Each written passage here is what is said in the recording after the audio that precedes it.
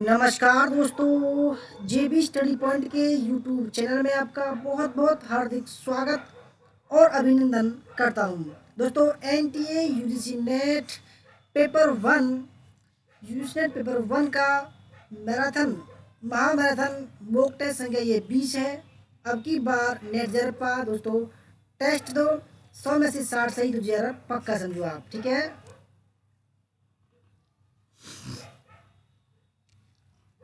हमारा नाम देव कुमार, पीएचडी इतिहास, एक बार जेआरएफ 4 बार नेट पर। दोस्तों, कोई समस्या हो या पीडीएफ अगर लेना चाहते हैं, नोट्स लेना चाहते हैं तो हमसे संपर्क कर सकते हैं 8755475312 पर संपर्क कर सकते हैं, ठीक है। अगर आप हमारे चैनल पर नए हैं और आपने अभी तक हमारा चैनल सब्सक्राइब नहीं किया, प्लीज़ सब्सक्राइब कर लीजिए। उसके पास में जो बेल आइकन है उसको प्रेस कर लीजिए, जिससे कि आने वाली नई वीडियो का नोटिफिकेशन आपको पहले मिल। की वीडियो को लाइक, शेयर और दोस्तों ज्वाइन ग्रुप यहाँ से आप मेंबरशिप ले सकते हैं। तो सबसे पहले हम स्वागत करते हैं मीरा कुमारी जी, धन्यवाद, वेलकम। मोहन जी वेलकम, ठीक है। और तमन्ना आनंद जी वेलकम, समांजुन ji welcome, Shobha Kumari ji welcome, Meena Kumari ji welcome, Priyanka Khandelwal ji welcome, Dhanraj Chaudhary welcome, Jyotsna Mahato ji welcome, Ravi ji welcome, good evening, Bhagyashree Rana ji welcome, सन एस ji welcome, Honey Singh ji welcome, doctor Uma ji नमस्कार वेलकम, रोशनी तंवर जी वेलकम, और Vibha Tiwari ji good evening welcome. हाँ जी रोशनी जी, पेपर फर्स्ट की क्लास है। निभा जी वेलकम। तो ये दोस्तों, बिना किसी देरी के शुरू करते हैं। बस छोटी सी सेटिंग में कर दूं ताकि मुझे डिसलाइक ना दिखें, ठीक है। लाइक और डिसलाइक दिखे ही नहीं मुझे। एक मिनट बस, तो ये हो गया।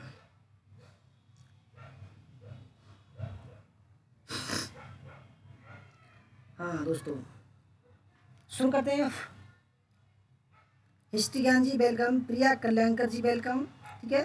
तो दोस्तों शुरू करते हैं आज का हमारा पहला सवाल, ठीक है। आप सभी को पता होगा 10 सेकंड का हम समय लेते हैं, ठीक है। Vishnu Yadav ji good evening welcome. तो पहला सवाल आपके सामने ये रहा। पहला सवाल है, निम्नलिखित में से कौन सा कथन श्रवण के संदर्भ में सही है, ठीक है। श्रवण माने सुनना। पहला है, श्रवण एक शारीरिक प्रक्रिया है, ध्यानपूर्वक श्रवण एक मनोवैज्ञानिक प्रक्रिया है। दूसरा, श्रवण एक मनोवैज्ञानिक प्रक्रिया है, ध्यानपूर्वक श्रवण एक शारीरिक प्रक्रिया है। तीसरा है, दोनों मुख्य रूप से शारीरिक प्रक्रिया हैं। और चौथा, दोनों जैविक प्रक्रिया हैं।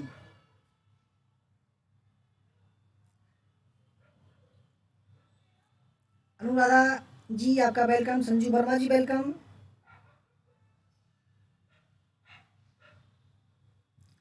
सबकी चल रही है वीडियो, हमारे सामने भी वैसे फोन चल रहा है, हमारी वीडियो वैसे चल रही है,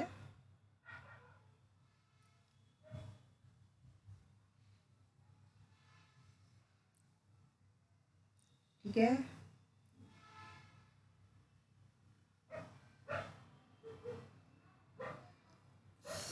तो दोस्तों, पहले सवाल का जो सही है वो है ऑप्शन नंबर फर्स्ट, श्रवण एक शारीरिक प्रक्रिया है, ठीक है दोस्तों। क्योंकि सुनना एक शारीरिक प्रक्रिया है, ध्यानपूर्वक श्रवण एक मनोवैज्ञानिक प्रक्रिया है। दूसरा सवाल आपके सामने, कौन सा कथन सही है। पहला, मानवीय रिश्तों को श्रवण प्रक्रिया के द्वारा प्रभावित नहीं किया जा सकता है। दूसरा, उच्च शिक्षण संस्थान के छात्र संवाद स्थापित करने में अपना आधा काल निकाल देते हैं। तीसरा, श्रवण हमारे संचार का केवल एकमात्र छोटा सा अंश होता है। और चौथा है, प्रोक्त में से कोई नहीं।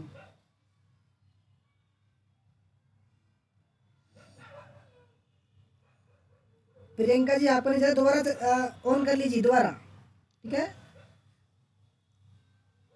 राजू जी वेलकम आपका, शोभा कुमारी जी वेलकम, और पवन कुमार राज जी वेलकम, हेलो जी। दीपक जी वेलकम। दोस्तों, सही जो ऑप्शन है इसमें वो है ऑप्शन नंबर सेकंड, ठीक है।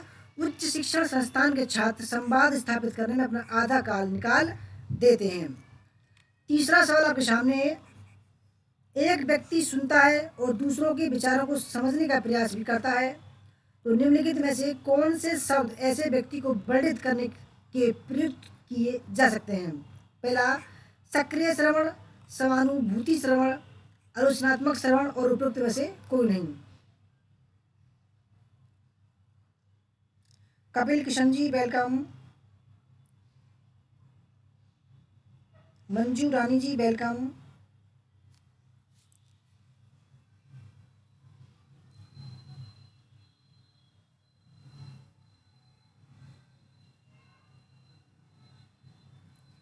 प्रियंका जी अगर नहीं चल रहा हो तो आप दोबारा नेट बंद करके दोबारा ऑन कीजिए, चल जाएगा, चिंता ना करो आप। दोस्तों तीसरे सवाल में जो सही है वो है समानुभूतिक श्रवण, ठीक है, समानुभूतिक श्रवण। चौथा सवाल आपके सामने, निम्नलिखित कथनों पर विचार कीजिए। पहला, समस्याओं के लिए सुनने का प्रयास। दूसरा, गैर मौखिक संकेतों पर ज़्यादा ध्यान देना। तीसरा, विषय बदलने के लिए हस्तक्षेप करना। निम्नलिखित में से लिंग को इन कथनों से संबंधित करने की संभावना अधिक रहती है? पहला है पुरुष, स्त्री, स्त्री और पुरुष दोनों, या उपरोक्त में से कोई नहीं।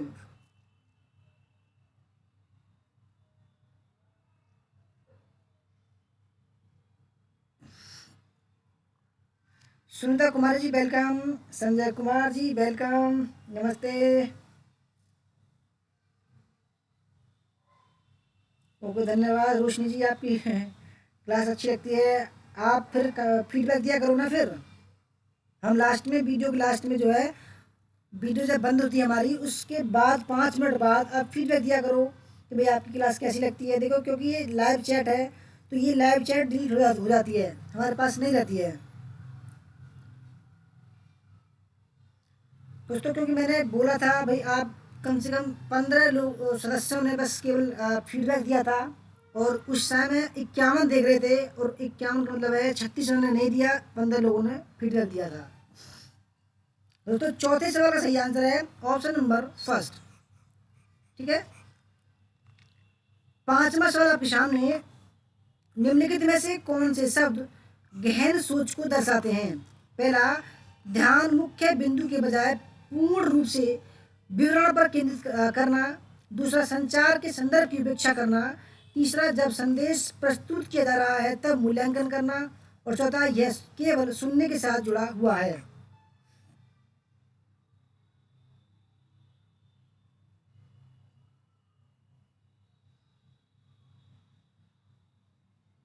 अभय सिंह जी वेलकम।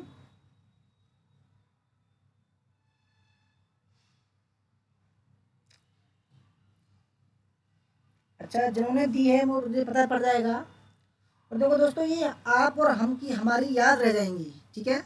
इसलिए मैं बोलता हूँ दोस्तों, मैं नहीं चाहता कि बेफालतू में लाइक डिसलाइक का मैं बार बार बोलता रहूँ। देखो वो आपकी मर्जी है, लाइक करो डिसलाइक करो, परंतु मैं चाहता हूँ दोस्तों कि आपका और हमारा रिश्ता ज़िंदगी भर चले, ठीक है।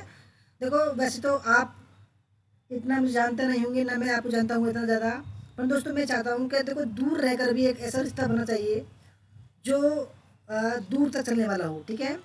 भारत में दोस्तों प्यार मोहब्बत की भावना होनी चाहिए, हम और आप में होनी चाहिए। तो इसलिए मैं दोस्तों मैं चाहता हूँ कि भाई मुझे याद रखना चाहिए कि भाई मैंने जब वीडियो बनाई थी और जब इन्होंने कमेंट किए थे बुढ़ापे में भी, ठीक है। गुड़िया रानी जी वेलकम आपका। दोस्तों पांचवें सवाल का सही आंसर है ऑप्शन नंबर सी, जब संदेश प्रस्तुत किया जा रहा है तब मूल्यांकन करना। छठा सवाल आपके सामने है, स्पष्ट जानकारी के उद्देश्य से प्रश्न पूछना, संदेशों को कथित कथन करना और भ्रमित करने वाली विषय वस्तु की पहचान करना इत्यादि मूल रूप से किसको इंगित करते हैं? पहला, श्रवण बाधाएं, मनोरंजन के लिए सुनना, संदेश को समझने के लिए तकनीक की सहायता लेना। और ऑप्शन नंबर 4 उपयुक्त में से कोई नहीं।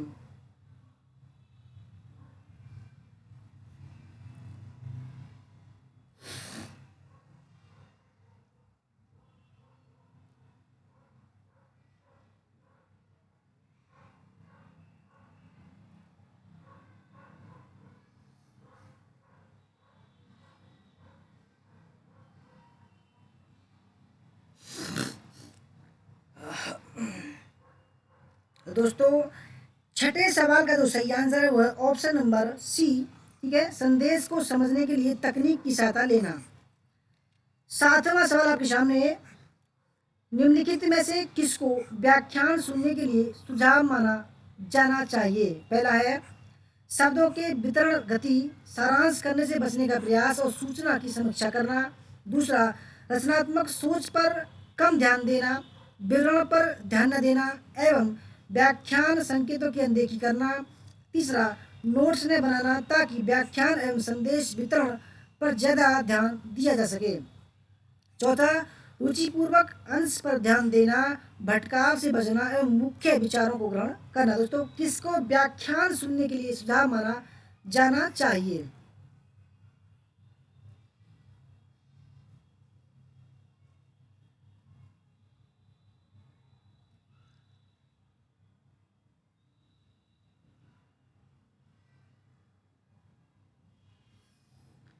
तो दोस्तों सातवें सवाल का जो सही आंसर है, ठीक है, व्याख्यान सुनने के लिए सुझाव जो माना जाना चाहिए दोस्तों वो है ऑप्शन नंबर डी। ठीक है, रुचिपूर्वक अंश पर ध्यान देना, भटकाव से बचना और मुख्य विचारों को ग्रहण करना। वेरी गुड सवाल है दोस्तों ये। आठवां सवाल आपके सामने है, निम्नलिखित में से कौन से शब्द सूचना का स्थान निर्धारण करना, ठीक है, मूल्यांकन और प्रभावी ढंग से उपयोग करने की क्षमता के लिए प्रयोग किए जा सकते हैं। पहला, गहन सोच, सूचना साक्षरता, श्रवण और चयनात्मकता ध्यान।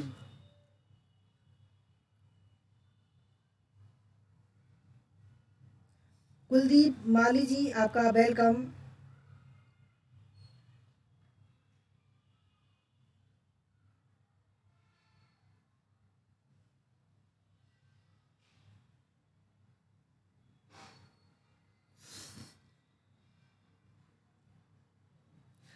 तो दोस्तों सही आंसर है ऑप्शन नंबर डी। ठीक है, ऑप्शन नंबर डी, चयनात्मक ध्यान। नौवां सवाल आपके सामने है, प्राथमिक स्तर शिक्षण यथासंभव मातृभाषा में ही होनी चाहिए क्योंकि पहला, यह बच्चों में आत्मविश्वास विकसित करता है। दूसरा, यह अधिगम को सरल बनाता है। तीसरा, यह बौद्धिक विकास में सहायक है।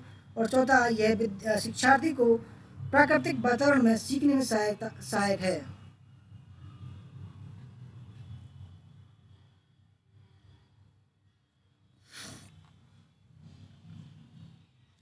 प्राथमिक स्तर शिक्षण यथासंभव मातृभाषा में होनी चाहिए क्योंकि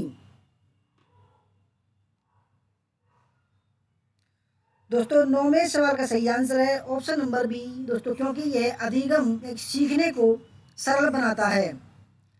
10वां सवाल आपके सामने, निम्नलिखित में शिक्षार्थी को प्रेरित करने के लिए कौन सा दृष्टिकोण सबसे उपयुक्त है। पहला, उचित पुरस्कार देना, उपयुक्त मार्गदर्शन करना। तीसरा, सदैव उपयुक्त उदाहरण देना। और चौथा है कक्षा में व्याख्यान देना। शिक्षार्थी को प्रेरित करने के लिए कौन सा दृष्टिकोण सबसे उपयुक्त है। रेखा फोगट जी वेलकम आपका।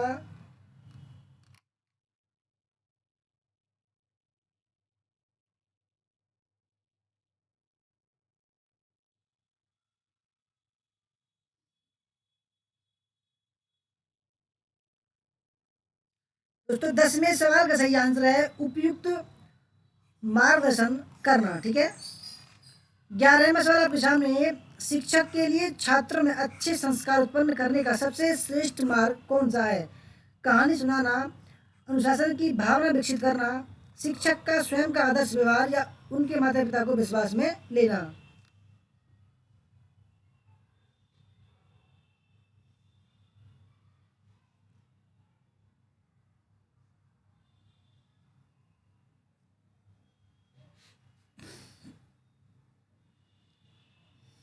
तो दोस्तों 11वें सवाल का सही आंसर है ऑप्शन नंबर सी। ठीक है,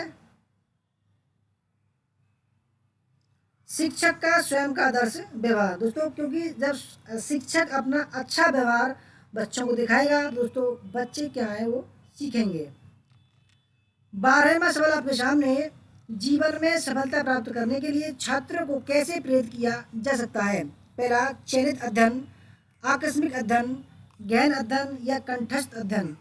करना। ठीक है, जीवन में सफलता प्राप्त करने के लिए छात्रों को कैसे प्रेरित किया जा सकता है?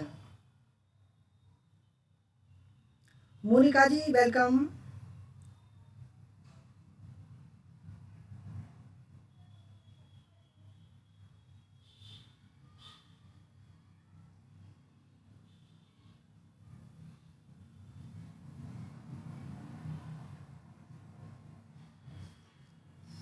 दोस्तों 12वें सवाल का जो सही आंसर है वो है ऑप्शन नंबर सी, गहन अध्ययन। ठीक है, 13वां सवाल आपके सामने, निम्नलिखित में से अनुपस्थिति की समस्या के समाधान के लिए सबसे श्रेष्ठ उपाय कौन सा है? पहला, पाठ्यक्रम को कम करना, शिक्षकों की सहानुभूति, तीसरा, शिक्षण संस्थान का आकर्षक वातावरण, चौथा, छात्रों को प्रेरित करना।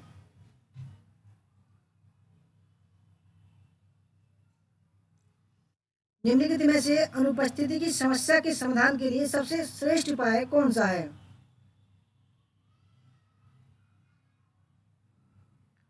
दोस्तों सही आंसर है ऑप्शन नंबर डी, छात्रों को प्रेरित करना।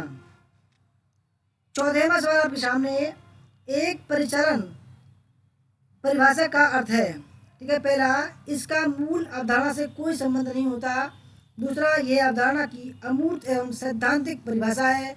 तीसरा, यह विशिष्ट अनुभव सिद्ध उपायों के संदर्भ में होती है। और चौथा, उपरोक्त में से कोई नहीं।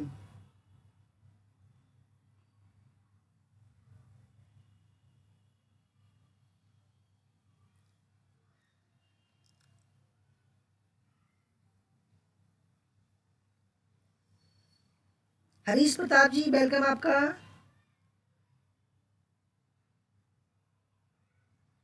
दोस्तों 14वें सवाल का जो सही आंसर है, ठीक है, वो है ऑप्शन नंबर सी, एक, यह विशिष्ट अनुभव सिद्ध उपायों के संदर्भ में होती है।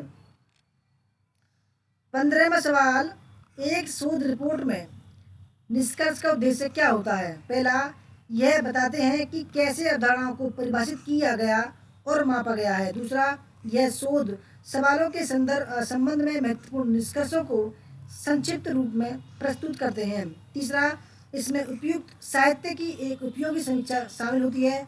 और चौथा, यह कार्य प्रणाली की प्रक्रियाओं की रूपरेखा है।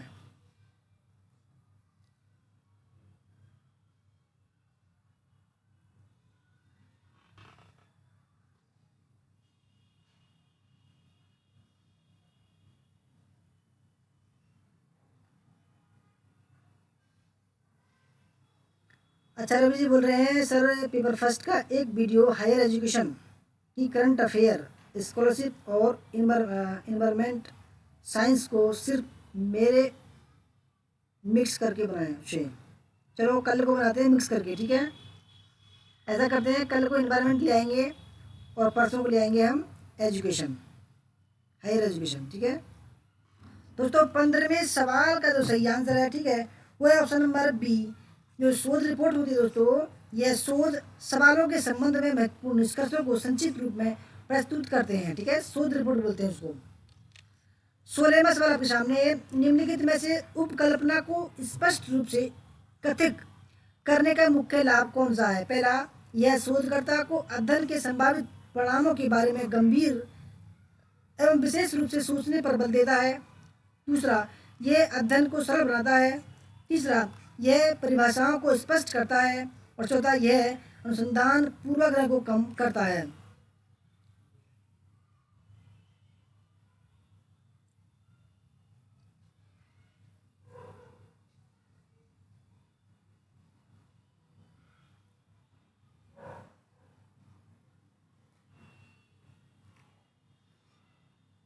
उपकल्पना हाइपोथेसिस को स्पष्ट रूप से कथित करने का मुख्य लाभ कौन सा है? ठीक है दोस्तों, बढ़िया सवाल है। दोस्तों सही आंसर ऑप्शन नंबर फर्स्ट, यह शोधकर्ता को अध्ययन के संभावित परिणामों के बारे में गंभीर एवं विशेष रूप से सोचने पर बल देता है। 17वां सवाल आपके सामने है, निम्नलिखित में से दिशात्मक उपकल्पना का उदाहरण कौन सा है? पहला, इस उपकल्पना में छात्रों के पढ़ने के स्तर में अंतर होता है। दूसरा, इसमें व्याख्यान और समूह अनुदेश में अंतर होता है। तीसरा, प्राथमिक कक्षा में समूह निर्देश व्याख्यान की तुलना में अधिक प्रभावी होता है। और चौथा, इसमें अधिगम में वृद्धि होगी। निम्नलिखित में से दिशात्मक उपकल्पना का उदाहरण कौन सा है?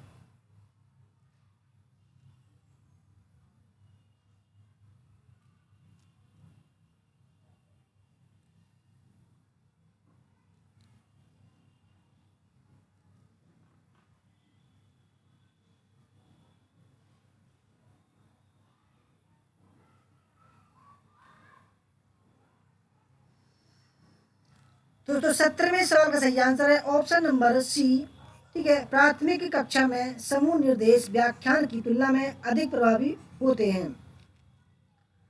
18वां सवाल, निम्नलिखित में से किस में उपकल्पना हाइपोथीसिस दोस्तों, हाइपोथीसिस दोस्तों चयन के बाद में आती है। जैसे सवाल आप जैसे पीएचडी कर रहे हैं, ठीक है दोस्तों, सबसे पहला जो तत्व होता है उसका स्टेप होता है समस्या का चयन या टॉपिक का चयन करते हैं। उसके बाद में दोस्तों हाइपोथेसिस होती है। ठीक है, हाइपोथेसिस।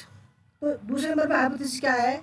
उपकल्पना का निरूपण करना आवश्यक नहीं है। पहला सर्वेक्षण अध्ययन, दूसरा तथ्य निष्कर्ष निकलने के लिए ऐतिहासिक शोध, तीसरा प्रयोगात्मक अध्ययन, या चौथा है उपरोक्त में से कोई नहीं।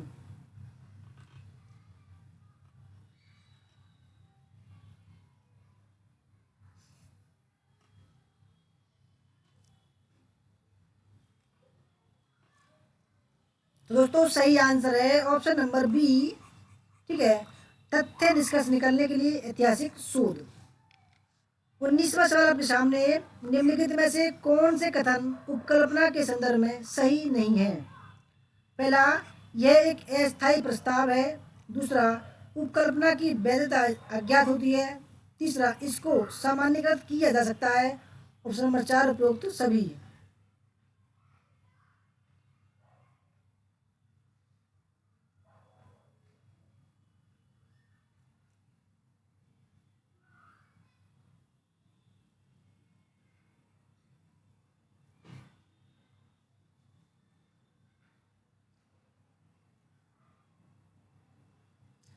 सुमन जी वेलकम, गुड इवनिंग।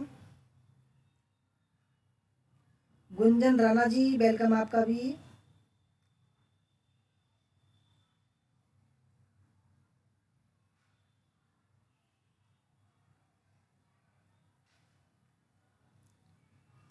विकास यादव जी वेलकम आपका। तो 19वें सवाल का जो सही आंसर है वो है ऑप्शन नंबर डी, उपरोक्त सभी।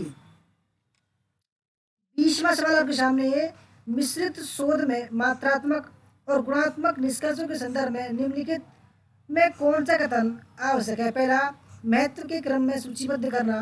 दूसरा, इनको अलग वर्गों में सम्मिलित करना। तीसरा, इनको एकीकृत में रूप में दर्शाना। और चौथा, इनको पूर्ण रूप से प्रशिष्ट में दिखाना जाना चाहिए।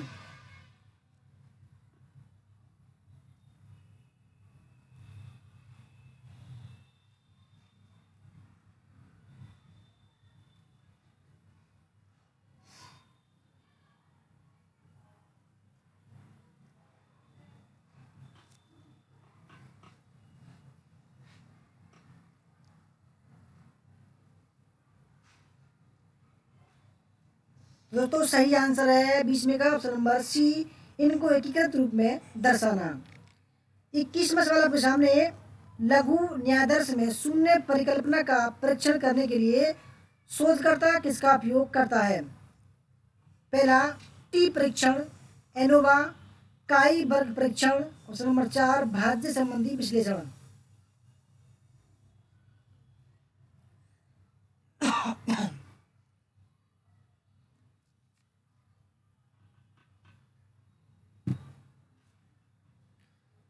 लघु न्यायादर्श में शून्य परिकल्पना का परीक्षण करने के लिए शोधकर्ता किसका उपयोग करता है? तो दोस्तों सही आंसर है टी परीक्षण का। ठीक है, टी परीक्षण यह आ चुका है एग्जाम में।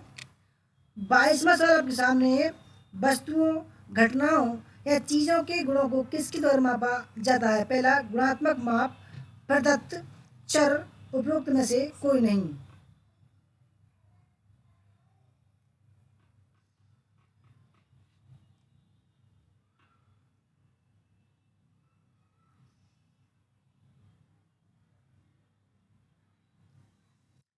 वस्तुओं, घटनाओं या चीज़ों के गुणों को किसके द्वारा मापा जा सकता है? ठीक है, तो दोस्तों सही आंसर है ऑप्शन नंबर सी, चर। 23 प्राय अनुसंधान ऐसे हैं जिसमें बड़ी संख्या में चर होते हैं। एक सांख्यिकी है तकनीक जिसका उपयोग इस प्रकार के अध्ययन में यह स्थापित करने के लिए किया जाता है जहाँ चरों के समूह की चेष्टा या प्रवृत्ति परस्पर संबंधित होने की होती है। दोस्तों दिसंबर 2006 का सवाल है ये। ठीक है, सरल से संबंध, बहु से संबंध, कारक विश्लेषण या उपरोक्त में से कोई नहीं।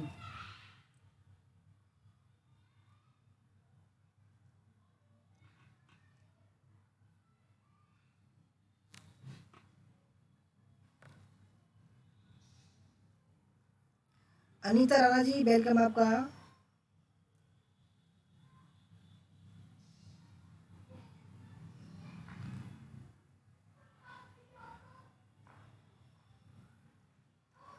दोस्तों 23 का सही आंसर है कारक। ठीक है, कारक विश्लेषण। 24 जब हम एक सक्रिय स्वतंत्र चर का अध्ययन कर रहे होते हैं तो प्रतिभागियों का ऐसा समूह जिस पर हस्तक्षेप किया जा रहा है या वे उपचार के अधीन है के लिए निम्न शब्दों का प्रयोग किया जाता है। पहला प्रयोगात्मक समूह, नियंत्रण समूह, ए और बी दोनों, ना ए और ना बी।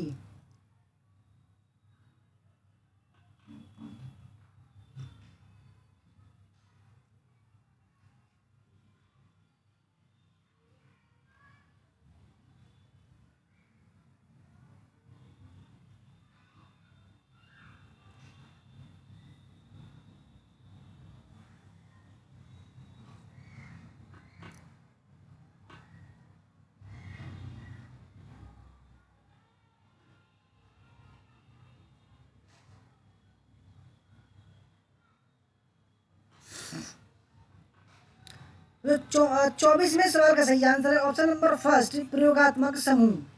ठीक है, 25वां सवाल आपके सामने है निम्नलिखित में से किसको श्रेणीगत चर के रूप में सबसे अच्छा वर्णित किया जा सकता है? पहला आयु, वार्षिक आय, श्रेणी औसत और धर्म।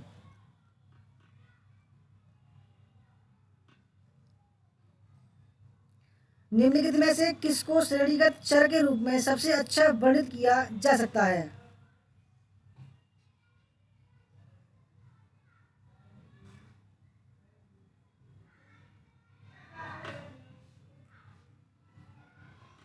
दोस्तों 25 का जो सही आंसर है वो ऑप्शन नंबर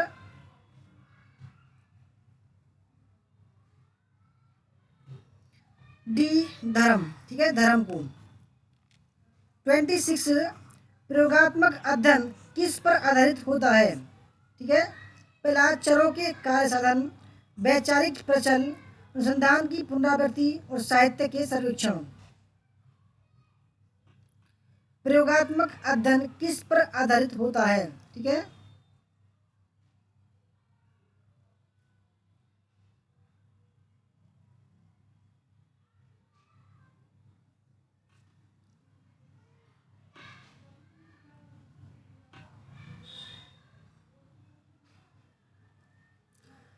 तो 26 का जो सही आंसर है वो है ऑप्शन नंबर डी, यानी कि फर्स्ट, ऑप्शन नंबर फर्स्ट, चरों के कार्य साधन में। 27 एक कार्य साधन स्वतंत्र चर को क्या कहते हैं? बाह्य चर, हस्तक्षेप चर, विषय चर या सक्रिय चर।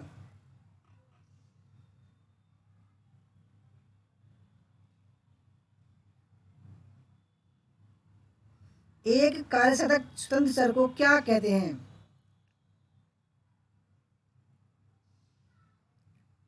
दोस्तों बढ़िया सवाल है। ठीक है, 27 का जो सही आंसर है वो है ऑप्शन नंबर डी, सक्रिय चर। 28 निम्नलिखित में से किस चर के अलावा नियंत्रण समूह और प्रयोगात्मक समूह पूर्ण रूप से समान है?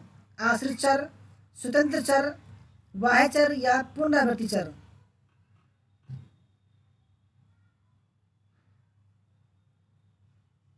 नीलू सैनी जी, आपका वेलकम।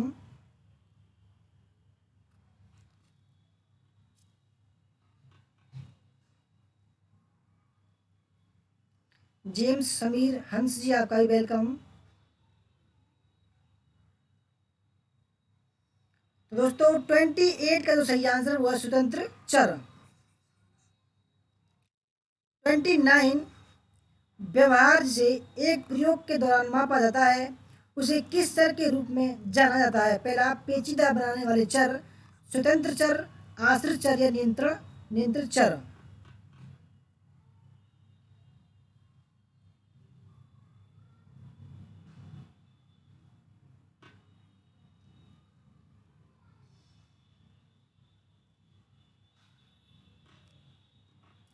व्यवहार जिसे एक प्रयोग के दौरान मापा जाता है उसे किस चर के रूप में जाना जाता है? तो सही आंसर है ऑप्शन नंबर सी, आश्रित चर। ठीक है, जिसमें शोधकर्ता और छात्र आते हैं। स्वतंत्र चर में दोस्तों, स्वतंत्र चर में आते हैं शिक्षक। ठीक है, 30 यानी कि 30वां सवाल है, निम्नलिखित प्रकार का अनुदैर्ध्य अनुसंधान कुछ व्यक्तियों का अध्ययन एक विस्तारित अवधि के लिए करता है? परवर्ती अध्ययन, पैरेलल अध्ययन, और भी दोनों है, में से कोई नहीं।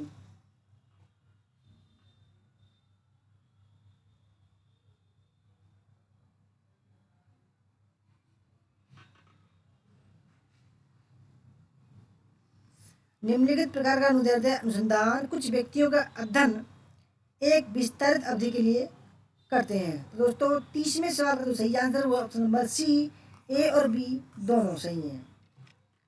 31, अतुल्यकालिक असिंक्रोशन माध्यम का उदाहरण कौन सा है? दोस्तों दिसंबर 2010 का सवाल है ये। रेडियो, टेलीविजन, फिल्म या समाचार पत्र? एसिंक्रोशन या अतुल्यकालिक माध्यम का उदाहरण कौन सा है?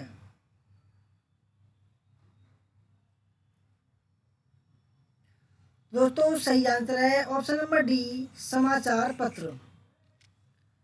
31 और 31 नहीं, 32 संप्रेषण में गुणार्थक शब्द कौन से हैं? सुस्पष्ट, अमूर्त, सरल या सांस्कृतिक?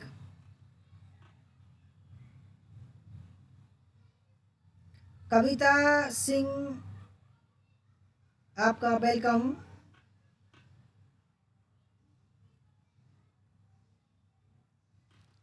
संप्रेषण दोस्तों होता है कम्युनिकेशन। ठीक है, संप्रेषण में गुणार्थक शब्द कौन से हैं? दोस्तों सही आंसर है ऑप्शन नंबर डी, सांस्कृतिक।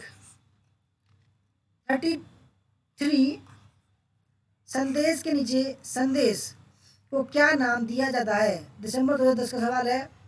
अंतः स्थापित ग्रंथ, आंतरिक ग्रंथ, अंतः ग्रंथ या उपग्रंथ? संदेश के नीचे संदेश को क्या नाम दिया जाता है?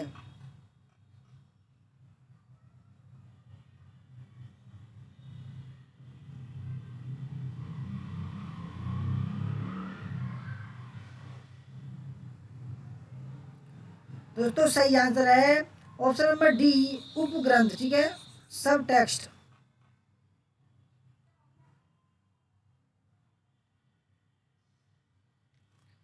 34, अनुरूप जन संप्रेषण एनालॉग मास कम्युनिकेशन में कहानियां पहला स्थैतिक होती हैं, गत्यात्मक होती हैं, अन्योन्य क्रियात्मक होती हैं या अन्वेषणात्मक होती हैं?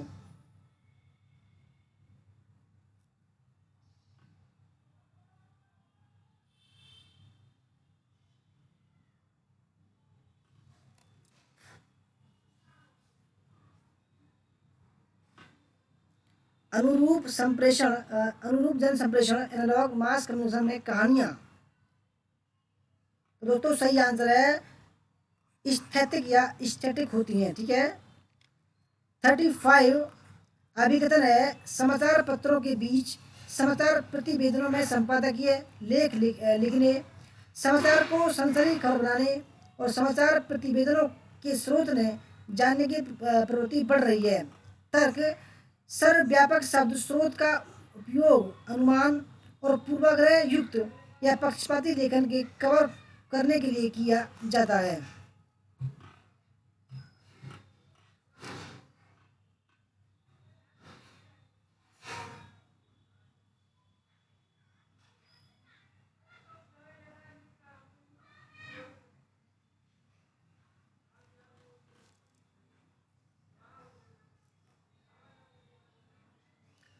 दोस्तों 35 का सही आंसर है ऑप्शन नंबर सी, यानी कि ए सही है और आर गलत है।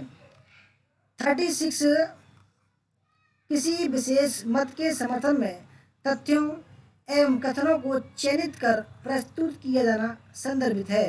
पहला चेरी पिकिंग, टाइम क्राफ्ट, प्रोपेगोंडा या चयनित प्रचार। किसी विशेष मत के समर्थन में तथ्यों एवं कथनों को चयनित कर प्रस्तुत किया जाना संदर्भित है।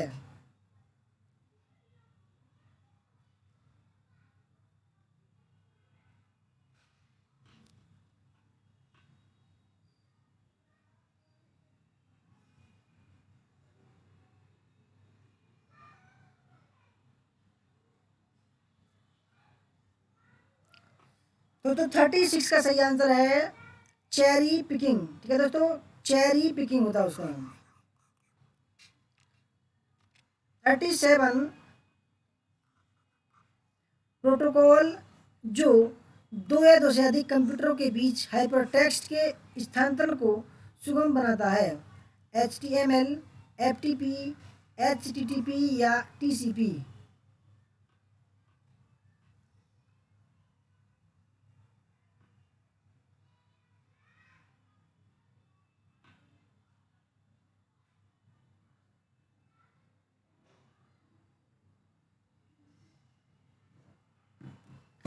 प्रोटोकॉल जो दो या दो से अधिक कंप्यूटर के बीच हाइपर टेक्स्ट के स्थानांतरण ट्रांसफर को सुगम बना। दोस्तों सही आंसर है ऑप्शन नंबर सी, HTTP। ठीक है दोस्तों, इसकी फुल फॉर्म होती है हाइपर टेक्स्ट ट्रांसफर प्रोटोकॉल। ठीक है, HTML hyper text markup language, FTP होता है फाइल ट्रांसफर प्रोटोकॉल, और TCP की दोस्तों फुल फॉर्म है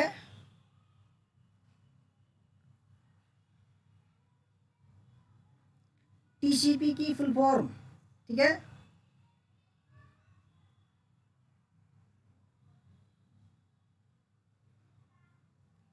TCP फुल फॉर्म। ठीक है दोस्तों, बढ़िया सवाल है।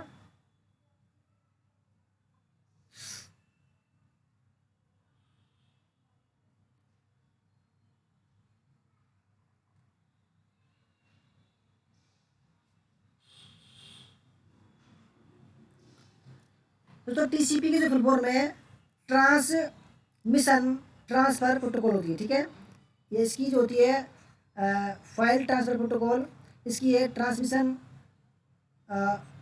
Control protocol. ठीक है, 38, IRC का पूर्ण रूप है internet related chat, internet relay chat, internet related content, या उपरोक्त में से कोई नहीं। बढ़िया सवाल दोस्तों, आ सकता है ये सवाल। IRC की फुल फॉर्म क्या है?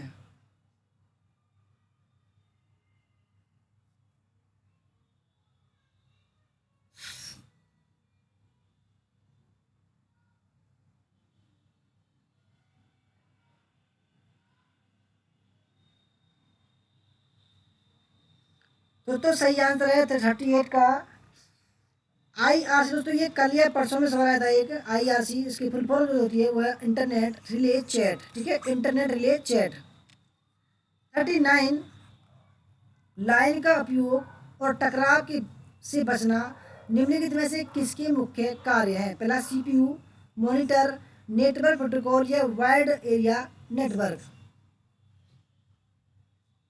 लाइन का उपयोग और टकराव से बचना निम्नलिखित में से किसके मुख्य कार्य हैं?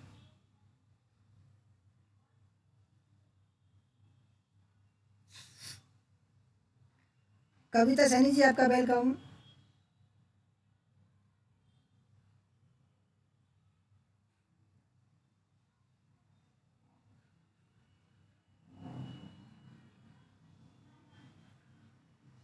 तो दोस्तों सही आंसर है 39 का ऑप्शन नंबर सी, ठीक है। क्योंकि दोस्तों जो लाइन का प्रयोग करते हैं और टकराव से बचाते हैं दोस्तों, वो नेटवर्क प्रोटोकॉल बचाते हैं, ठीक है। सीपीयू दोस्तों, क्योंकि सीपीयू तो लाइन का यूज नहीं करता है, मॉनिटर नहीं करता है। और वाइड एरिया नेटवर्क दोस्तों ये नहीं करता है, क्योंकि ये एक नेटवर्क होता है। तो जो नेटवर्क प्रोटोकॉल जो होते हैं दोस्तों, लाइन का प्रयोग करते हैं और टकराव से बचाते हैं। 40 निम्नलिखित में से कौन सा ये इंटरनेट कनेक्शन के प्रकार हैं? ये दोस्तों स्लिप, डायस, पीपीपी या उपरोक्त सभी।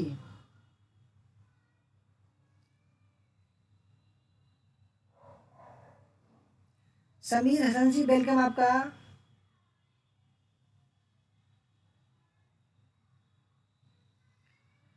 निम्नलिखित में से कौन सा या कौन से इंटरनेट कनेक्शन के प्रकार हैं?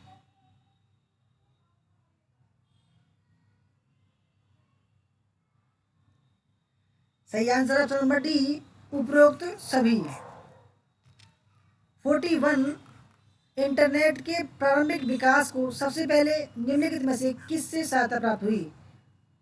ARPANET, bill Rogers, Bill Gates या माइक्रोसॉफ्ट।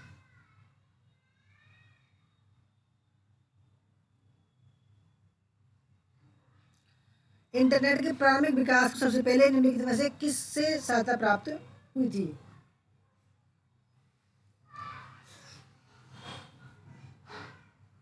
दोस्तों सही आंसर है इसका 41 का, ठीक है। बढ़िया सवाल है, क्योंकि ये कई बार एग्जाम आ चुका है। इसकी भाषा थोड़ी चेंज हो गई थी पहले, पिछली बार शायद। तो इसका जो 41 का जो सही आंसर तो वो है अर्पानेट, ठीक है। अर्पानेट था। 42 निम्नलिखित में से कौन से सेंटर ने इंटरनेट एक्सप्लोरर का आविष्कार किया और जारी किया? माइक्रोसॉफ्ट, विप्रो, सन माइक्रोसिस्टम या इन्फोसिस।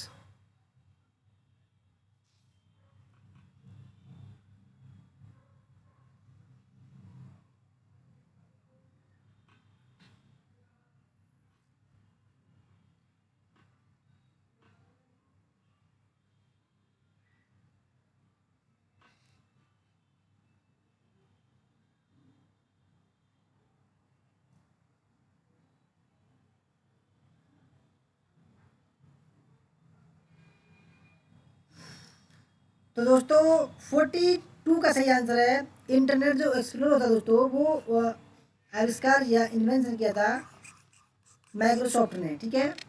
43 निम्नलिखित में से गोफर प्रोटोकॉल का प्रयोग किस कार्य के लिए किया जाता है? पहला, इंटरनेट पर दस्तावेज का वितरण। दूसरा, इंटरनेट पर दस्तावेजों की खोज। तीसरा, इंटरनेट पर दस्तावेज की पूर्ण प्राप्ति या उपरोक्त सभी। गोफर प्रोटोकॉल, ठीक है दोस्तों, गोफर।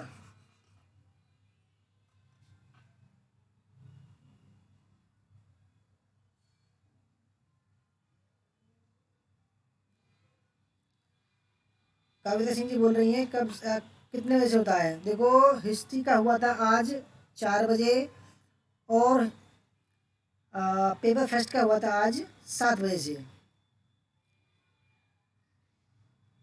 दोस्तों 43 का जो सही आंसर है उपरोक्त सभी, ठीक है, ऑप्शन नंबर डी।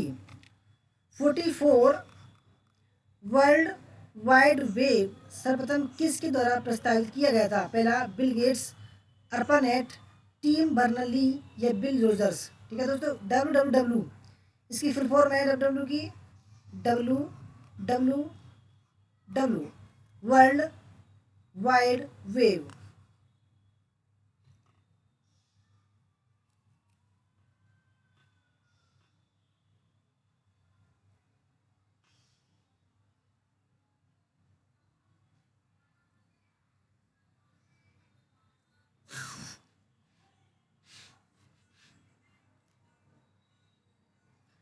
दोस्तों सही आंसर है टीम बर्नर्स-ली, ठीक है, option number C, Tim Berners Lee ने।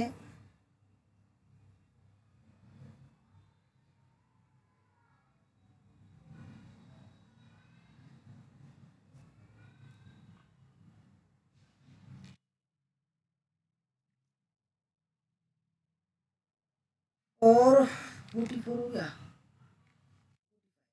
45 सवाल है, निम्नलिखित में से इंटरनेट का कौन से उपयोग हैं? संचार, सूचना पूर्ण प्राप्ति, सूचना की प्रस्तुति या उपरोक्त सभी।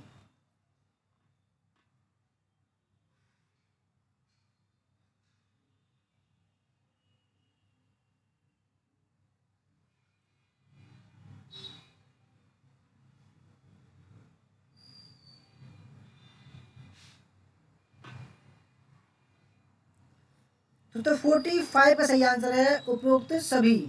ठीक है, क्योंकि जो इंटरनेट दोस्तों जो उपयोग करते हैं वो संचार, सूचना पुनः प्राप्ति करने के लिए भी और सूचना की प्रस्तुति करने के लिए भी करते हैं। 46.edu डोमेन के लिए प्रयोग किया था। किसके लिए प्रयोग किया था दोस्तों? पहला शैक्षिक संस्था, दूसरा इंटरनेट बुनियादी ढांचे और सेवा प्रदाता के लिए, तीसरा अंतर्राष्ट्रीय संगठनों के लिए, चौथा है उपरोक्त सभी। दोस्तों ध्यान से समझना, .edu डोमेन नाम होता है दोस्तों। ठीक है, डोमेन नाम कौन कौन से होते हैं?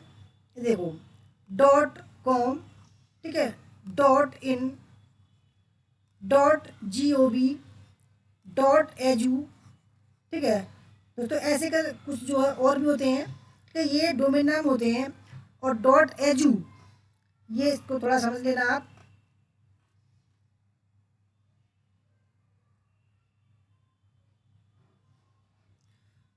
दोस्तों सही आंसर है 46 का ऑप्शन नंबर ए, शैक्षिक संस्था के लिए। ठीक है। 47 ऊर्जा स्रोत जिसका भंडार अंततः समाप्त हो जाना है को क्या कहा जाता है? अक्षय स्रोत, गैर अक्षय स्रोत, लुप्त प्राय संसाधन या उपरोक्त में से कोई नहीं।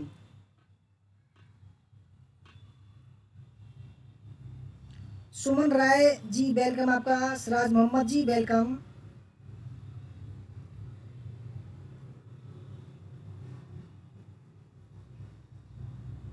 चंद्रमा प्रसाद जी वेलकम आपका।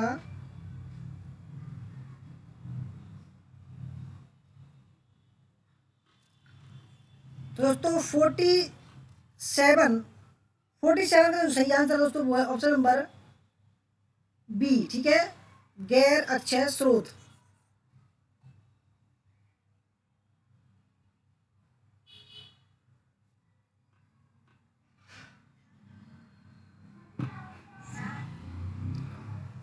दोस्तों 48 सवाल है, निम्नलिखित में से कौन सा देश वायु ऊर्जा के दोहन में अग्रिम है?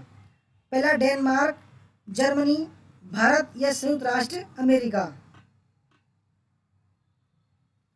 निम्नलिखित में से कौन सा देश वायु ऊर्जा के दोहन में अग्रिम है? वायु ऊर्जा।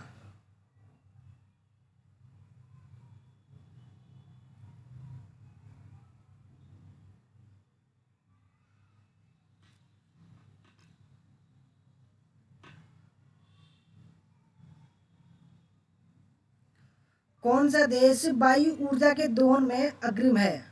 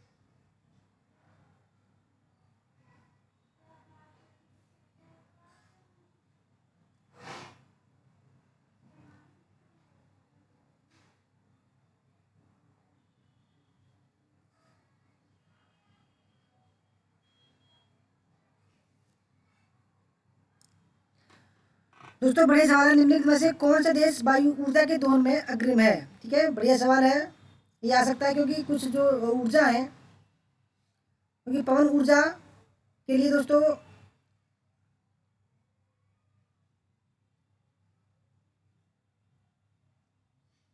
आज जो बहुत ज़रूरत है, क्योंकि जो है तूफान वगैरह चलते हैं, हवा चलती रहती है। ठीक है, वहाँ पर जो है पवन ऊर्जा ज़्यादा फेमस है, क्योंकि हमारे देश में जो है गुजरात में पवन ऊर्जा ज़्यादा अच्छी रहती है। ठीक है,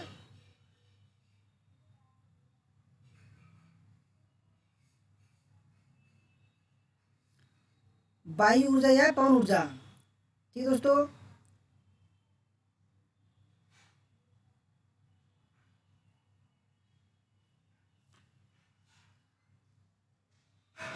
मैं अभी कमेंट देख रहा हूँ।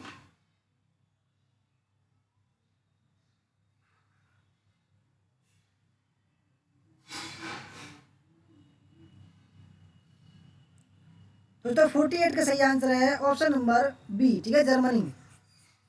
ठीक है, 49, निम्नलिखित में से कौन सा देश शेल गैस के दोहन में अग्रणी है? डेनमार्क, संयुक्त राज्य अमेरिका, जर्मनी या भारत? Shell gas. ठीक है,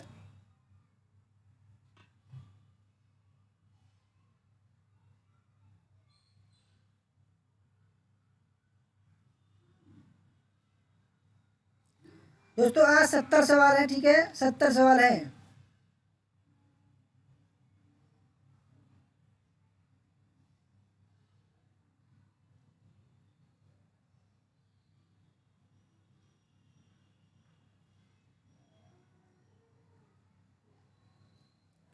रवि जी और दीपक जी भाई आप थोड़ा शांत रह लीजिए भाई, इतना ना कर दे यार, प्लीज दोनों शांत हो जाओ भाई। तो 49 का जो सही आंसर है वो ऑप्शन नंबर बी, संयुक्त राज्य अमेरिका। 50वां सवाल है, शेल गैस मूल रूप से किस प्रकार की चट्टानों में पाई जाती है? आर्द्र चट्टान, तलछटी चट्टानों, रूपांतरित चट्टानों या उपरोक्त में से कोई नहीं?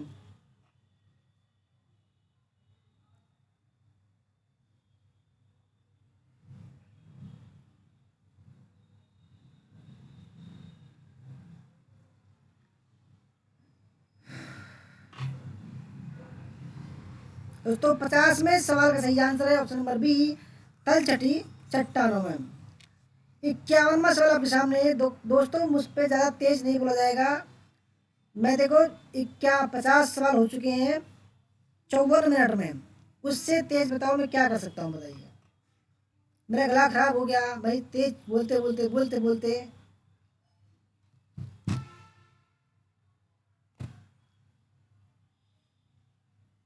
निम्नलिखित में से हाइड्रोक्लोरिक फ्रैक्चरिंग या फ्रैंकलिंग शब्द किस ऊर्जा स्रोत के साथ जुड़े हुए हैं? पहला कोल बेड मीथेन, पारंपरिक गैस उत्पादन, सेल गैस शोषण या पनबिजली? पूनम देवी जी वेलकम आपका।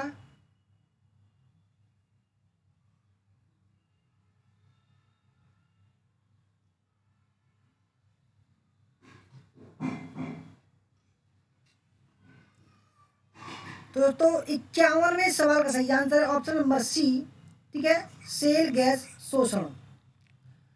52वां सवाल है, निम्नलिखित में से कौन सा एक अक्षय ऊर्जा स्रोत है? यूरेनियम, पेट्रोलियम, कोयला या बायोमास? ठीक है,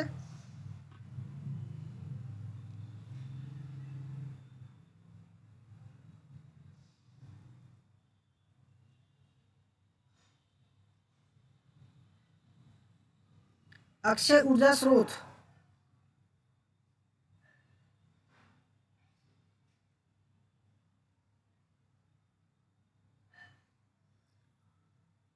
दोस्तों अक्षय का मतलब होता है जो कभी क्षय न हो जिसका। ठीक है, ऊर्जा के वो प्राकृतिक स्रोत होते हैं जिनका कभी क्षय नहीं होता है। ठीक है, उनको दोस्तों जिनका नवीकरण होता रहता है। ठीक है, और जो प्रदूषणकारी नहीं होते हैं उनको ऊर्जा अक्षय ऊर्जा स्रोत कहते हैं।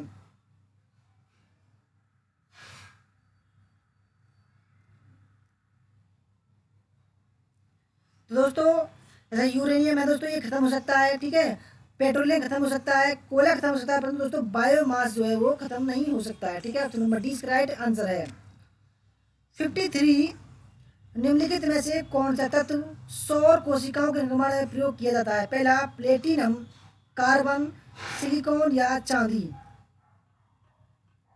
दोस्तों आप सब और यूट्यूब चैनल भी देखते होंगे, ऐसी बात नहीं है, सभी देखते होंगे। आप ये देखना कभी कि भाई एक सवाल को कितने मिनट में करवाते हैं वो। ठीक है, आप ये देखिए मैं 53 सवाल 55 मिनट में करा दिए, कुछ ज़्यादा मैं इस कम स्पीड में बोल रहा हूँ क्या? देखो मैं स्पीड में बोलते बोलते आप लोगों के भले के लिए मैंने अपना गला खराब कर लिया।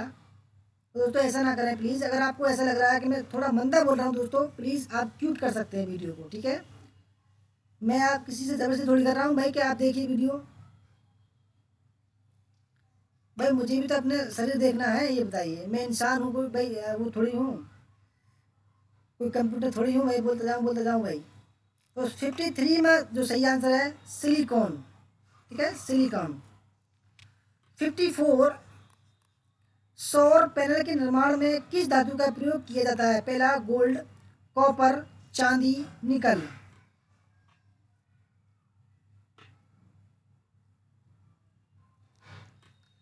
सौर पैनल के निर्माण में किस धातु का प्रयोग किया जाता है? पंकज जी वेलकम आपका।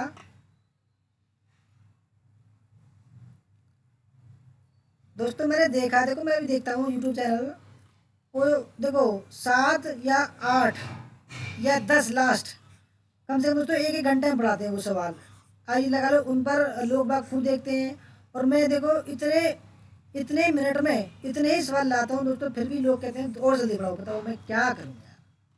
तो 54 में क्या दोस्तों सही आंसर है चांदी, ठीक है। चांदी का प्रयोग दोस्तों सौर पैनल के निर्माण में करते हैं। सोलर सेल जो होती है दोस्तों आप देखते होंगे, ठीक है। 55 निम्नलिखित में से कौन एक अक्षय संसाधन है, ठीक है, जिसका क्षय नहीं हो? प्राकृतिक गैस, पेट्रोलियम, भूजल या कोयला।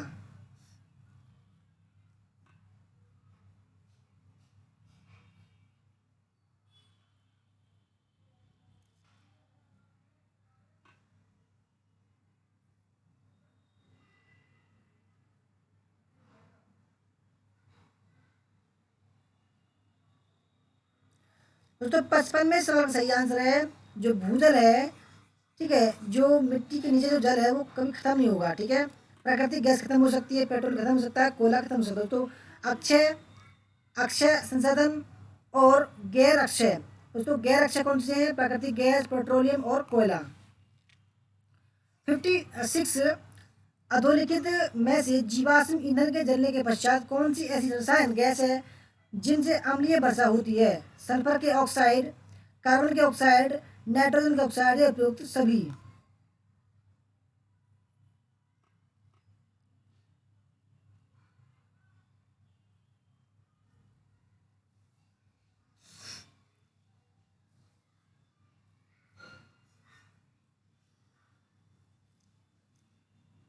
अधोलिखित में से जीवाश्म ईंधन दोस्तों जलने के पश्चात ऐसी कौन सी रसायन गैस है जो अम्लीय वर्षा पैदा करती है? दोस्तों सही आंसर है ऑप्शन नंबर डी, ठीक है, सल्फर के ऑक्साइड और कार्बन डाइऑक्साइड और नाइट्रोजन के ऑक्साइड। 57वां सवाल आपके सामने है। निम्नलिखित में से कौन सा बायोमास का स्रोत नहीं है? पहला गोबर गैस, कोयला, वन लकड़ी और परमाणु ऊर्जा।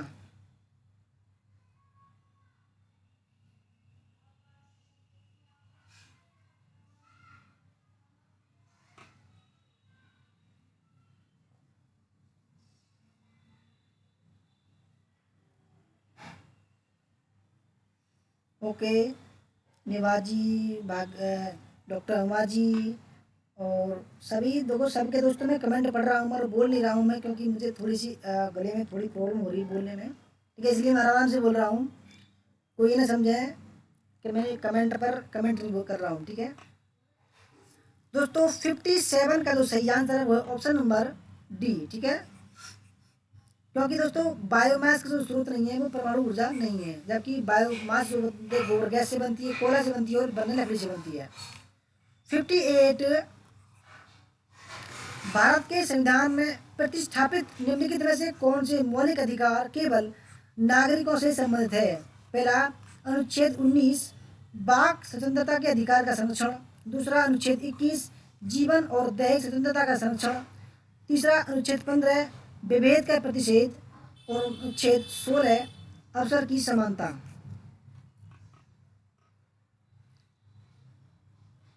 तो कौन कौन से जो अनुच्छेद हैं, ठीक है, वैसे तो सारे दोस्तों अनुच्छेद ये मौलिक अधिकार में है, परंतु उसमें कुछ जो है उनके सामने जो कोष्टक में दिए जा रहे हैं,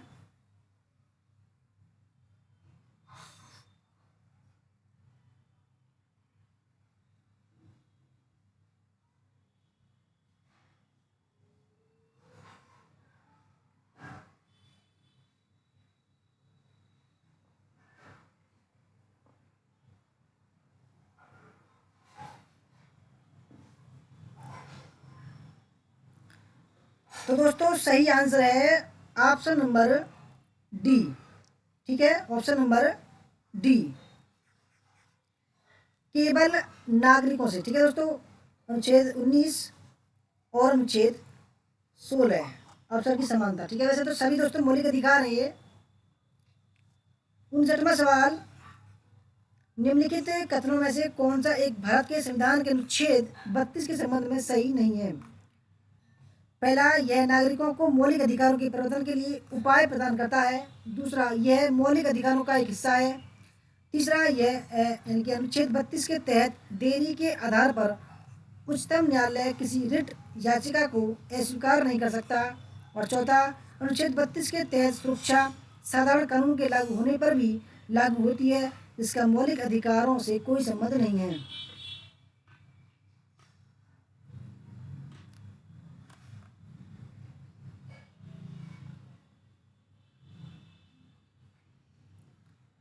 आज 70 सवाल हैं। ठीक है, कोई नहीं, मैं आराम से बोल रहा हूँ, कोई दिक्कत नहीं है। देखो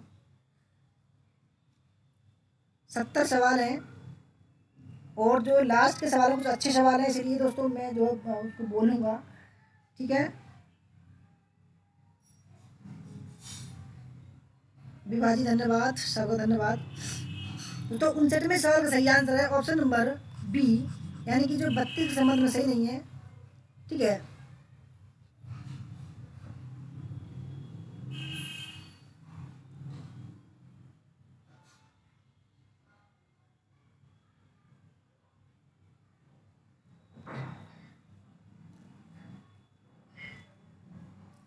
तो बी तो दोस्तों है। ठीक है, क्योंकि मौलिक अधिकार है ये तो 32। ठीक है, पहला भी ठीक है इसका, दूसरा भी ठीक है।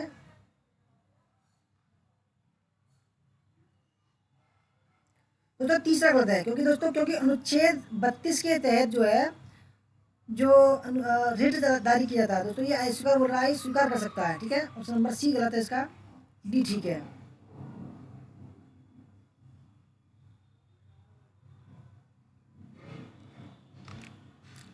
और ऑप्शन नंबर 60, प्रश्न नंबर 60, निम्नलिखित में से कौन सा एक आदेश किसी व्यक्ति को गैर कानूनी रूप से बंदी बनाए जाने पर उसकी स्वतंत्रता सुनिश्चित करने के लिए उच्चतम न्यायालय द्वारा जारी किया गया है? दोस्तों बहुत ही अच्छा सवाल है, वेरी वेरी इंपॉर्टेंट सवाल है ये, कि कई बार आ चुका है ये वाला सवाल।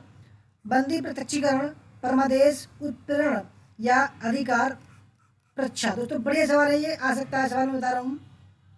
क्योंकि दोस्तों ये कह रहा है कि कोई किसी ने अपराध कर लिया, ठीक है, उसको पकड़ना।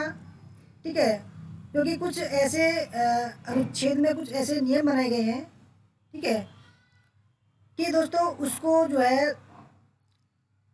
उच्चतम न्यायालय जारी करता है। तो उसको सही आंसर है ऑप्शन नंबर फर्स्ट, बंदी प्रत्यक्षीकरण। दोस्तों जैसे कि दोस्तों अगर पुलिस ने किसी को गिरफ्तार कर लिया, ठीक है, तो उसको 24 घंटे के अंदर अंदर समीप के न्यायालय में दोस्तों उसको हाजिर करना पड़ेगा। उसका कसूर क्या है, किस बात पर उसको गिरफ्तार किया गया, उसको ये मालूम चलना चाहिए। ठीक है, और जैसे ही उसका कसूर दोषी होगा तो जो न्यायालय जो होगा वो सजा सुना देगा और जेल भेज देगा। ये है बंदी प्रत्यक्षीकरण।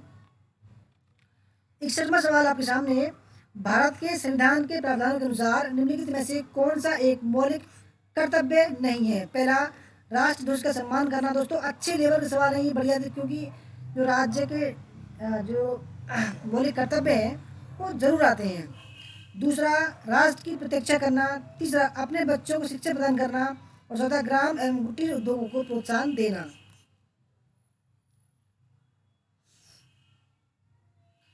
क्योंकि दोस्तों कुछ भारत के संविधान के तहत मौलिक कर्तव्य दिए गए हैं, ठीक है, मनुष्यों के।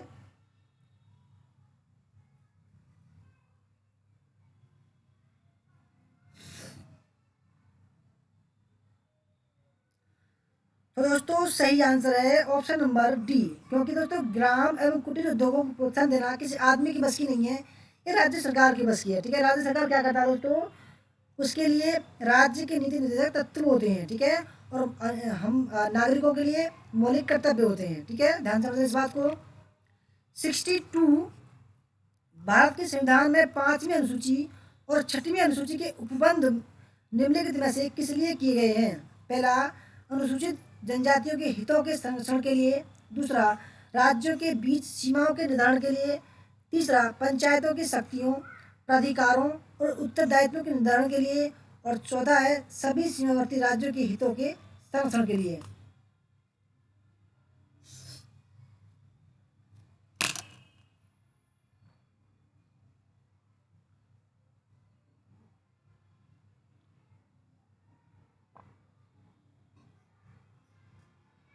दोस्तों 12 अनुसूची है, ठीक है, ध्यान से समझना, 12 अनुसूची है, ठीक है। छठी, पांचवी और जो छठी है दोस्तों वो अनुसूचित जातियां जनजातियों के हितों के संरक्षण के लिए है, ठीक है। और देखो 10वीं दल बदल, ठीक है, और 11वीं ग्राम पंचायत, और 12वीं दोस्तों है न्याय पंचायत नगर पालिकाओं के लिए, ठीक है। ध्यान से समझना इस बात को। 62वां, ये 63वां, ठीक है दोस्तों। 63 है, भारत के संविधान की छठी अनुसूची निम्नलिखित में से किन राज्यों में जनजातीय क्षेत्रों के प्रशासन से संबंध रखती है? दोस्तों आ सकता है ये सवाल, बढ़िया सवाल है। पहला, असम, मेघालय, त्रिपुरा और मिजोरम। दूसरा, मेघालय, त्रिपुरा, मणिपुर, मिजोरम। चौथा है असम, मणिपुर, मेघालय, त्रिपुरा। और चौथा है मणिपुर, मेघालय, त्रिपुरा और अरुणाचल प्रदेश।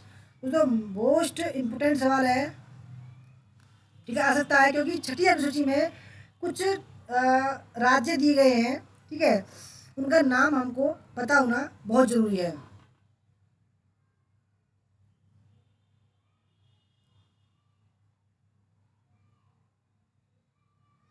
चिंतामणि जी वेलकम आपका।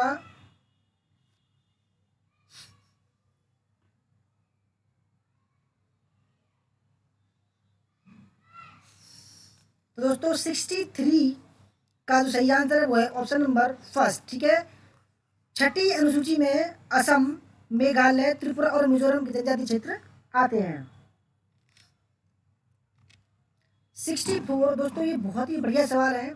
विद्यालय या विश्वविद्यालय कार्यक्रमों के माध्यम से मानवीय मूल्यों के संवर्धन के लिए निम्नलिखित में से कौन सी नेतृत्व शैली सर्वाधिक उपयुक्त होगी? पहला है निर्देशात्मक नेतृत्व शैली। दूसरा, प्रतिभाग आधारित नेतृत्व शैली।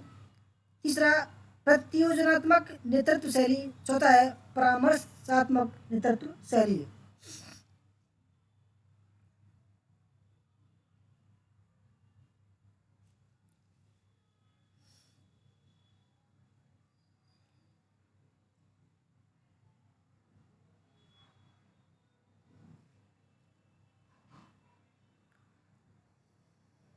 दोस्तों सही आंसर है 64 में का ऑप्शन नंबर बी, प्रतिभाग आधारित नेतृत्व शैली।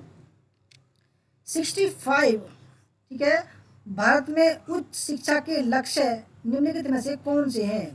पहला, अभिगम, ठीक है, साम्या। दूसरा, गुण एवं प्रकर्ष। चौथा, प्रासंगिकता। पांचवा, मूल्य आधारित शिक्षा। छठा, अनिवार्य एवं मुक्त शिक्षा।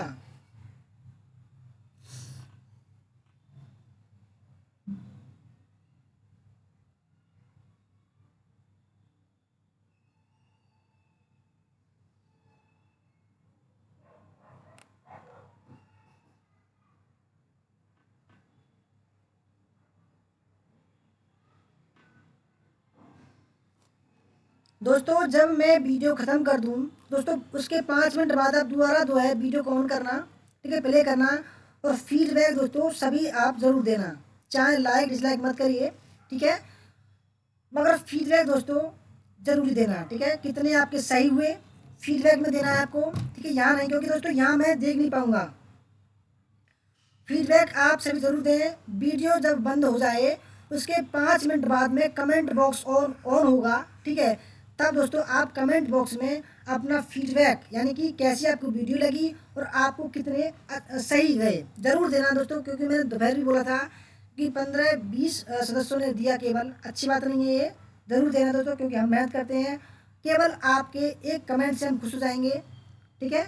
जो जो यहाँ पर कमेंट चल रहे हैं दोस्तों ये हमारे पास नहीं होते हैं, हम चाहते हैं आपकी याद हम साथ लेके चलें। 65 का दोस्तों सही आंसर है ऑप्शन नंबर डी। ठीक है, ये पहला, दूसरा, तीसरा, चौथा और पांचवा ये दोस्तों लक्ष्य है। ठीक है,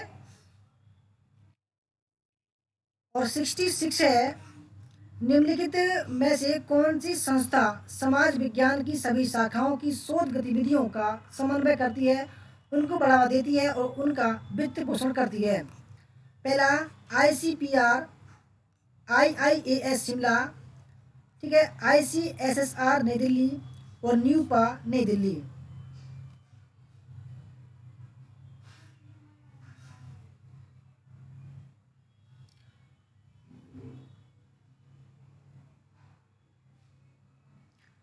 ICPR,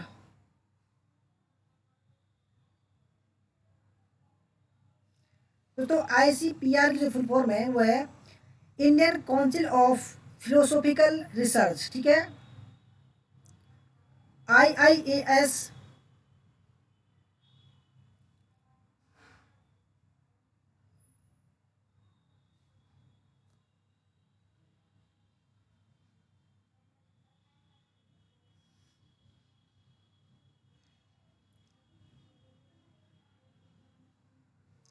दोस्तों ये शिमला में है क्योंकि हमने एक दो वीडियो पहले बनाया था, ये शिमला जो ऑप्शन आया था क्योंकि ये जो है शिमला में है। ठीक है, Indian institute of advance study. ठीक है, और दोस्तों ये जो है ICSSR Indian council social science research, दोस्तों ये जो है फेलोशिप प्रदान करता है सोशल साइंस के विद्यार्थियों को। और न्यूपा, दोस्तों न्यूपा एक दिल्ली में न्यूपा। ठीक है, न्यूपा दोस्तों एक नई दिल्ली में, क्योंकि ये इसकी नेशनल यूनिवर्सिटी एजुकेशन प्लानिंग एवं एडमिनिस्ट्रेशन, ये जो है तो सही आंसर इसका ऑप्शन नंबर सी, क्योंकि ये फेलोशिप प्रदान करती है। ठीक है, याद रखना, अच्छा सवाल है ये। 67, अतीत काल में भारत में उच्चतम शिक्षा के अंतर्गत अधिगम की विधि में शामिल रहा है? पहला याद करना, विचारावेशी प्रक्रिया, ब्रेन स्टॉर्मिंग तथा सेमिनार। दूसरा याद करना, समीक्षात्मक विश्लेषण तथा कथा वाचन। तीसरा समीक्षात्मक विश्लेषण, समुदेशन लेखन और मौखिक रिपोर्ट। और चौथा कथा वाचन, विचारवेशी प्रक्रिया तथा सेमिनार। दोस्तों जब अतीत काल में, प्राचीन काल में जब उच्चतम शिक्षा मिलती थी तो उसमें कौन कौन सी विधि शामिल थी?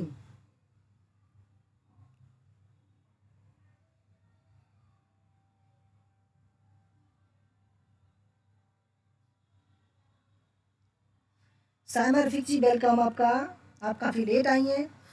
दोस्तों सभी से अनुरोध है मेरा हाथ जोड़कर, क्योंकि आपको मैं केवल एक याद के तौर पर दोस्तों कमेंट चाहता हूँ, केवल याद के तौर पर। ठीक है, और आपकी मर्जी है लाइक करना है डिसलाइक करना। ठीक है, देखो दोस्तों मैं डिसलाइक नहीं बोलता, ना लाइक के लिए बोलता और ना मैं शेयर के लिए बोलता, आपकी मर्जी है कर देना। पर दोस्तों मैं आपकी याद करने के लिए भाई किस किसने हमारी वीडियो देखी थी और दोस्तों कौन कौन पास हुए, उनको दोस्तों मैं जो है अपनी तरफ से एक सर्टिफिकेट दूंगा। ठीक है, हमारी जे स्टडी पॉइंट से एक सर्टिफिकेट मिलेगा अगर जो हमारी वीडियो को देखकर पास हुए हैं। 67 का दोस्तों सही आंसर ऑप्शन नंबर बी, याद करना, समीक्षात्मक विश्लेषण तथा कथा वाचन। 68, उस स्कीम का नाम बताइए जिससे भारतीय संस्था और विश्व की सर्वोत्कृष्ट संस्था के मध्य शैक्षणिक और शोधपरक सहयोग सुकर हो जाता है? पहला ICSSR, ठीक है, दूसरा है स्टाफ डेवलपमेंट स्कीम, तीसरा स्पार्क और चौथा है इंस्टीट्यूशनल डेवलपमेंट स्कीम।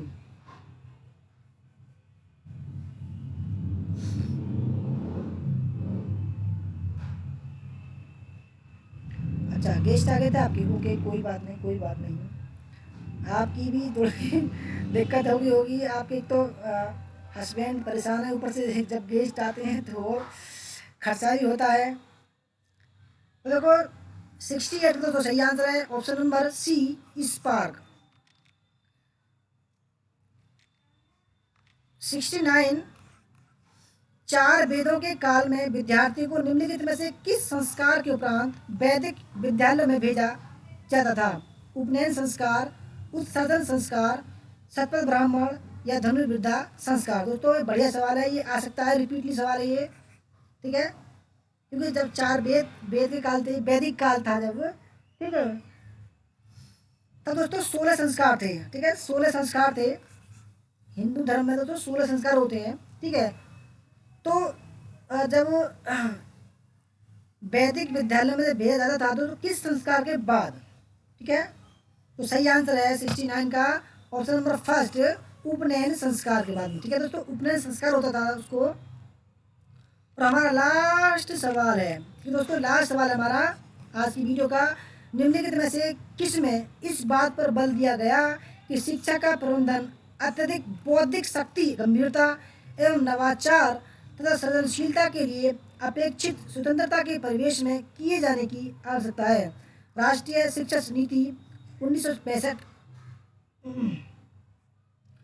राष्ट्रीय शिक्षा नीति 1986, तीसरा नीति आयोग त्रिवर्षीय कार्य योजना 2017 से 18 से 19-20, और चौथा है प्रारूप राष्ट्रीय शिक्षा नीति 2019।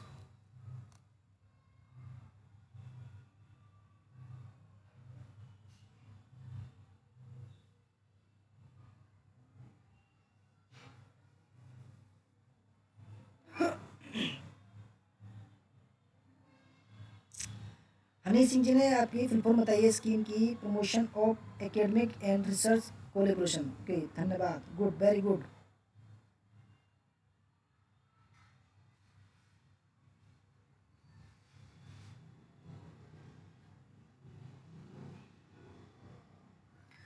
तो दोस्तों 70वें सवाल का सही आंसर है ऑप्शन नंबर बी, ठीक है दोस्तों, राष्ट्रीय शिक्षा नीति 1986। दोस्तों आपको वीडियो हमारी कैसी लगी, दोस्तों वीडियो को जब मैं बंद करता हूँ उसके बाद कमेंट करके बताना कि हमारी वीडियो कैसी लगी, ठीक है, दोबारा ऑन करना आप, ठीक है दोस्तों, फीडबैक देना केवल आप, फीडबैक, ठीक है, फीडबैक जरूर देना दोस्तों सभी, क्योंकि 41 सदस्य हैं, फीडबैक जरूर देना। वीडियो जब बंद हो जाए दोस्तों, जब मैं बोल दूँ उसके जस्ट 5 मिनट बाद में कमेंट बॉक्स का ऑप्शन खुलेगा, फीडबैक के लिए आप जरूर देना, आपका बहुत बहुत धन्यवाद होगा। और किसी को दोस्तों PDF लेनी हो 8755475312 पर संपर्क कर सकते हैं, ठीक है। और दोस्तों कितने सही हुए दोस्तों कमेंट बॉक्स में जरूर देना, फीडबैक में। तो दोस्तों मिलते, धन्यवाद वीडियो देखने के लिए, जय हिंद, जय भारत, वंदे मातरम, ठीक है, मिलते हैं कल दोस्तों।